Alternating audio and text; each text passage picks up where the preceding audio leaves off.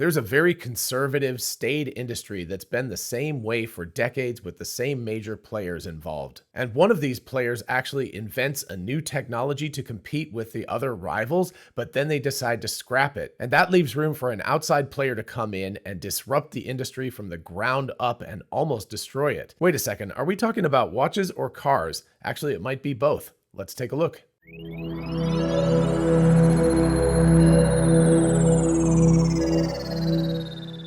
Hey y'all, it's Dr. Know-It-All. Welcome to my hopefully very temporary new studio. There was one room in the basement that did not get flooded, and so that's where I am right now. There's a little picture of Moon Guy back there. A couple of knickknacks, I don't know. Anyway, we'll see what happens. It depends on how long I'm here. Hopefully this is just a couple of weeks. Anyway, thank you so much for being patient while things get moved around. And really quick, before I get to the topic du jour, I want to talk about this recent tweet from Elon, or post, excuse me.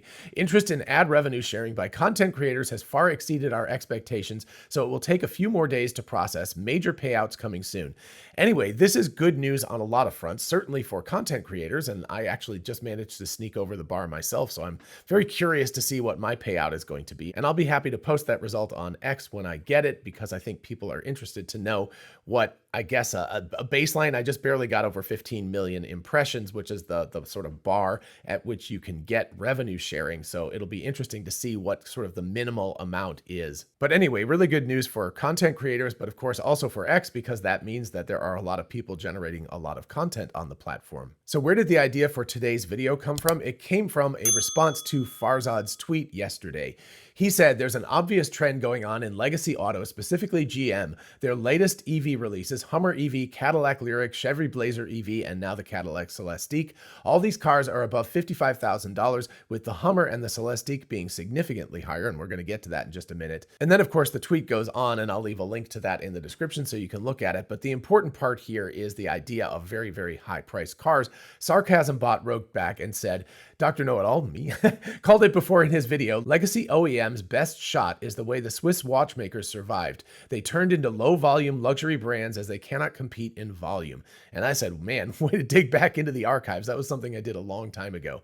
So anyway, I'm going to do a video on that very topic again, since, you know, back when I did the original, it was ages ago. I'll try to dig it up, and I'll put a link to it at the end of this video or up here or something like that. But if you don't know, I'm a huge horology enthusiast. I really, really love watches. I love the history of watches and things like that. So it's something that's very much not electronic vehicles, and it's not what a lot of people consider high tech. But before the age of quartz, which is what I'm going to get to in just a second, watches were one of the most impressive technologies that existed. I mean, they're very, very complex. They're very hard to build, and that's why they're so expensive to some extent. They're also luxury brands, and we're going to get to that as well. So let's dial this back to the late 1960s, where there was an industry, the mechanical watch industry, had major players dominated by Omega in the sort of mass market luxury brand, but also companies like Patek Philippe, Audemars Piguet, Vacheron Constantin, Jaeger-LeCoultre, and many, many others. There were a bunch of major players, and they were excellent at building mechanical watches, which involves lots and lots of tiny little parts, gears, mechanisms. The mass manufacture of all that stuff was something that took a long time, and the Swiss became famous for it, actually because they undercut the English and the French in the 1800s, because Swiss farmers would spend the winters building gears and other pieces for the watch manufacturing industry. And they were sort of like the like China of today. They would build cheap replica parts that were much more expensive to build in England or France, and then they would sell those things at undercut rates, and you would get watches that weren't necessarily the most fantastic watches in the world, but they were functional, and they were a lot cheaper than the ones you could buy from other countries. Anyway, fast forward to the 1960s, and Switzerland has taken over. They've become not only the mass manufacturers, but also the luxury brand that everybody wants. Rolex was still kind of a bit player at this point. They weren't that big a deal. I know that seems amazing right now, but frankly, the quartz crisis is actually what projected Rolex into a dominant position today. So into this very cozy watch world that was dominated by the Swiss, with Americans making sort of mass manufactured ones and things in other countries too. In comes Seiko from Japan, an unknown brand outside of Japan, but their watches in the 1960s began to compete, at first, you know, getting like lower places, but then creeping up towards the #1 position in the Swiss observatory time trials. And this was a really big deal because, of course, the company that won had a huge amount of bragging rights and all sorts of other things. So the Swiss started to get worried about this Japanese company. They didn't want somebody outside Switzerland winning this competition. So Omega and several other companies got together and they managed to repackage an electronic quartz clock that had been built that was very, very big. They squeezed it down into a watch size container, which is what you're seeing on screen right now. And this was extremely high tech, using some of the first integrated circuits. You can see them right there. There's an IC right there.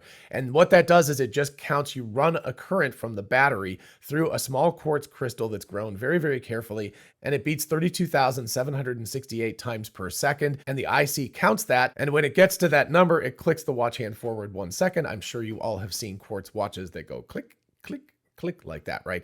That's the reason why it's doing a counting thing and then it's moving it forward using battery power. And that 32,000 beats per second is actually really important because a standard mechanical watch beats at around 20 to 30,000 beats per hour, not per second. So you're talking about 3,600 times approximately more beats per second than a mechanical watch, which generally has like 4 to 6 to 8. And the more oscillations per second that you can do, the more accurate your timing is, which is why quartz watches are much more accurate than mechanical watches can ever be, simply because they oscillate so many more times per second.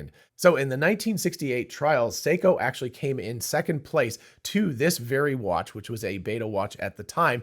And the Seiko was a mechanical watch, so it beat out all of the Swiss. So the Swiss were right to be concerned about Seiko. But in creating this bespoke watch, which was very, very expensive, they actually opened the doors to their own destruction. What happened was that Seiko saw this, they looked at the engineering behind it, they were like, holy crap, this is amazing. They took that home and created a new version of this watch, but Seiko is a very large manufacturing industry. It's not just, it's like a gigantic company. It doesn't just make watches.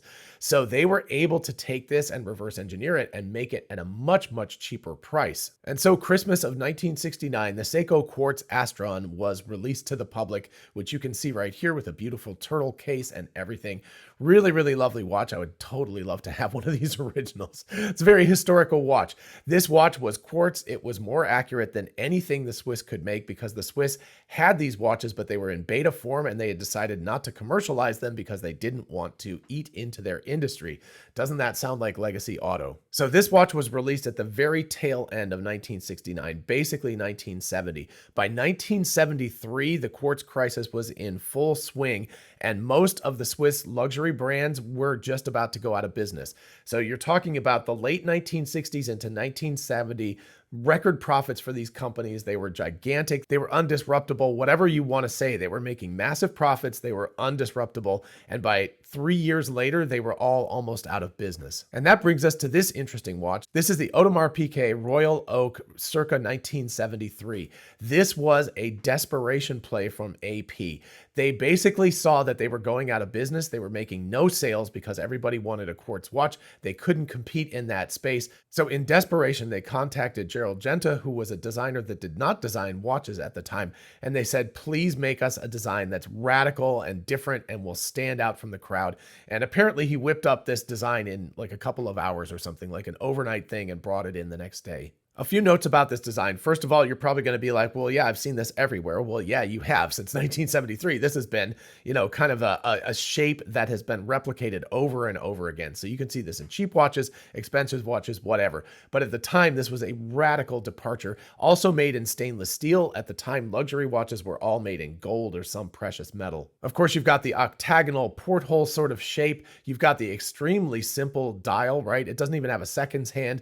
It's got these sort of fake screws that are octagonal. If you think about it, there's no way to screw those in or out, right? They're just decorative. And of course, you've got the integrated bracelet up here, which was also a very big deal at the time. So this is the kind of watch that you're like, okay, fine, whatever. How much does this watch cost in today's dollars? It's like $500, right? No, it's about probably $25,000 or $30,000 given inflation cost. That's what this watch cost approximately. I can't remember what the exact retail price was, but in today's dollars, it was approximately $25,000 for a stainless steel mechanical watch that did not keep time as well as like a $500 watch from Seiko. And yet this watch saved not only Audemars Piguet, but also the entire Swiss watch industry. They were able to pivot to a luxury brand identity. So remember, they used to make, cheap watches for the masses, or at least medium ones. They didn't make super cheap ones, but they'd make, relatively low cost watches for the masses. And then they tiered all the way up to some luxury watches. But what Seiko did to them was force them to pivot to building only luxury watches. So the Royal Oak, the whole point of this watch was to demonstrate how wealthy you were. You're like, I can spend 25 grand on a stainless steel watch that doesn't even keep the most fantastic time in the world. That means I'm rich. And if you haven't yet seen the parallels with the auto industry, well, let's just be more explicit about that. So this is the GM EV1, late 1990s. This was an amazing car that GM built. This is an all-electric car. It had lead-acid batteries in it. In other words, those big blocky batteries that power your gas car, right? Those things. They had a whole bunch of those in there. Very, very clever design. It worked really, really well. It didn't have the most amazing range in the world, but it worked. The people absolutely loved it who owned it, but GM never actually sold these vehicles. They leased them, they rented them, whatever, but they were allowed to take them back. And that's exactly what they did in the early 2000s, because they were like, oh, this is way too disruptive a technology. We don't want to, this is speculation, right? They never said this, but basically they were thinking, at least in my mind and a lot of other people's minds, they were like, this is way too good of a technology. We don't want this getting out. So we're going to just take them all back from the consumers. We're going to crush them. And what does this sound like? This sounds exactly like the incumbent Swiss watchmakers in the late 1960s. They built this quartz watch and they were like, they didn't crush it, but they were like, nah. We're never going to put this out as a commercial watch because it is way too disruptive. We don't want to do that. Maybe we'll release a few of them as bespoke, very, very expensive watches, but we will never make this a mass market watch because it's too disruptive for our industry. So what did building an electric car, demonstrating that it was actually a viable technology and then trying to bury it do? It left the door open for a disruptor. This, of course, being the 2012 Tesla Model S, which completely blew the doors off of the entire industry. Now, automobiles are a lot bigger and more complicated than watches, and so it's taken 10 years as opposed to just 3 to get to the point of massive disruption, but that's exactly what's happening right now. In 2023, not just Tesla, but many other EV startups, particularly in China, are completely blowing the doors off of this entire industry. And that, of course, brings us back to Farzad's tweet about GM in specific, but other car companies as well. They're releasing these very expensive cars. And what is the poster child of these very expensive vehicles? Well, it was the Hummer, but now that crown has been taken by the Cadillac Celestique, which starts at $340,000 and is a bespoke vehicle. It's hand-built by Cadillac for each customer. And if we look at Cadillac's website, you can see from the front the car doesn't look that bad, but when we scroll down a little bit here, this is okay. This is okay. When you start looking at the butt on this thing, it is just horrible looking. This picture was the first I saw of the vehicle, and I was like, what are they thinking? Look at that thing. It's like the most ridiculous shape from the back. I don't even know what the designers were thinking. I was like, this is just a trash looking car. Anyway, this is a $340,000 vehicle. And while you can see here that there's some nice touches on the interior and everything, I really doubt that people are going to go like, yeah, that's worth 3 Model S Plaids or 6 Model Ys or something, right? That's the kind of range we're talking about right now.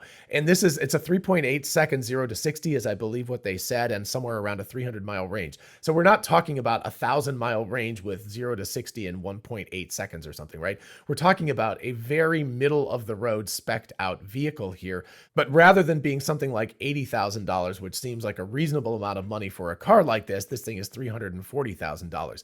So what is GM doing here? Well, we've seen this with the Hummer. That's a very, very expensive vehicle. We saw it with the original Cadillac EV, and now particularly with this one, GM is beginning to pivot towards the luxury market segment. And why would they be doing this? Well, look what Holmar's catalog just found for us yesterday. GM downgraded to extreme sell by CFRA. And again, I'll leave a link to this in the description so you can read it if you want. But basically, it's being downgraded to like junk status. And if you think Ford or Toyota or VW or any of the other big players or even the middle players are doing any better, they are not. So this is a pivot that I think is probably a good move on GM's part, but it also demonstrates just how severe this disruption is. Basically, just like the Swiss watch industry in the 60s into the 1970s, they almost died, and the only way that they survived was to go super high-end luxury where people were just ostentatiously paying money for something that was not worth nearly what they were paying for it. And very interestingly, I just saw the Morgan Stanley intern. They did a poll of the interns at Morgan Stanley, and their desire for a Tesla actually went down this year rather than up. What went up instead were Mercedes and I believe Audi and other cars like that. And the very reason for this was that these interns wanted to be more ostentatious about their wealth.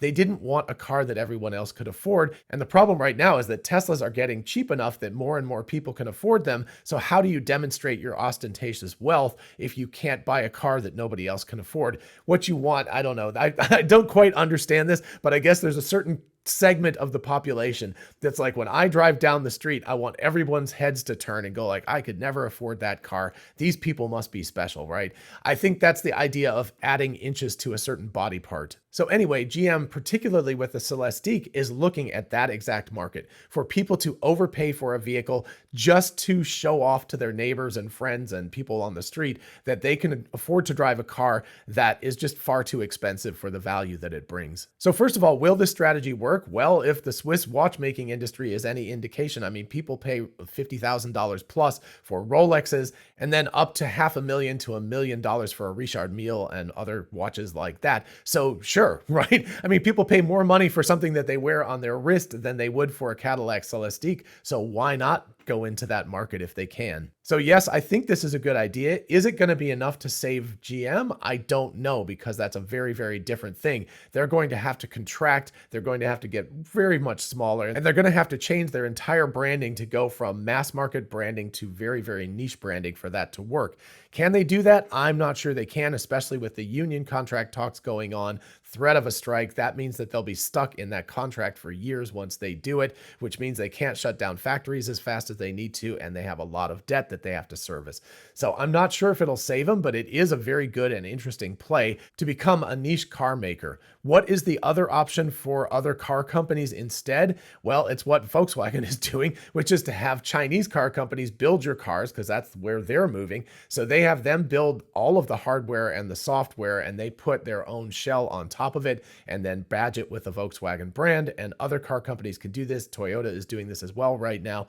So we're looking at a situation where you either have that disruptive industry build your cars for you and slap your own brand on it, which again means that what are you at that point? You're just kind of a badging company. You're not really anything else. You sort of design and then you organize things and have somebody else build your stuff. Or you make the luxury play and you make a very small number of vehicles that are super expensive to show off people's wealth.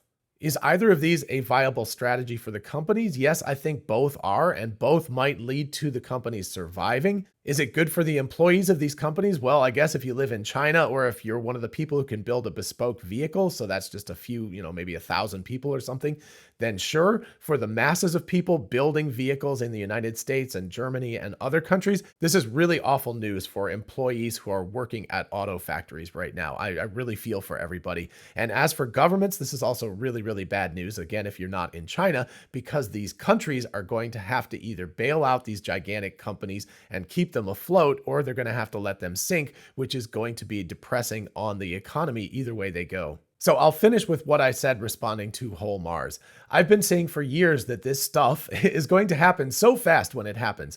You don't sell cars for 1 quarter and that's it, you're out of business. Add to collapsing sales the mountains of debt these companies are burdened with and very high interest rates, and also add the unions in there as well, and things can and will go south very quickly. So if you're watching the auto industry at all right now, just remember back to the late 1960s into the 1970s. You can also do it with the phone disruption of the mid 2000s with Nokia, etc., being replaced by Apple and Android. There are many examples of this happening, and it happens really fast when it happens. We're not talking about a decade where these companies have a chance to pivot and do all this stuff. We're talking about just a couple of years for them to pivot and survive. And if these companies don't pivot, I really hope that the governments stay out of it and allow economics and the market to figure it all out. Just like with the Swiss watch industry, where many companies went out of business, other ones consolidated and merged into larger groups, the auto industry needs to do that as well. The old parts need to be allowed to die off, that needs to be pruned by the natural market forces, and it needs to come back in whatever form it's going to come back in. and governments propping up the dead wood is not going to help. All right, so there you go. In this episode, we took a walk back in time and looked at the late 1960s and the watch industry and how that is an incredibly important indicator of what's going on right now. I hope you enjoyed the episode. If you did, please do like it so other people can find it. And of course, consider subscribing for more of this kind of content. And while you're at it, check out Cybertruck. You can get these t-shirts and more at the merch store, so definitely check that out. As always, a huge shout out to my Patreon patrons, my YouTube channel members, and of course, my ex-subscribers. Thank you all so much for supporting the channel in any way that you can. And of course, if you want to join the team, just check out the link in the description. And if you're interested in a whole bunch of really cool merch, check out our merch store. Link is in the description. We have TeslaBot t-shirts, the Tesla meme t-shirt, Success is a Possible Outcome, 4680 battery cells. All of that stuff is on t-shirts, mugs, tumblers, and on and on. So check it out. And finally, don't forget that we are both Tesla and Amazon affiliates. If you look in the description, you can see how going shopping for a new Tesla, a solar roof, a power wall, or anything on Amazon helps out the channel. In the meantime, I'll see you in the next one. Bye-bye.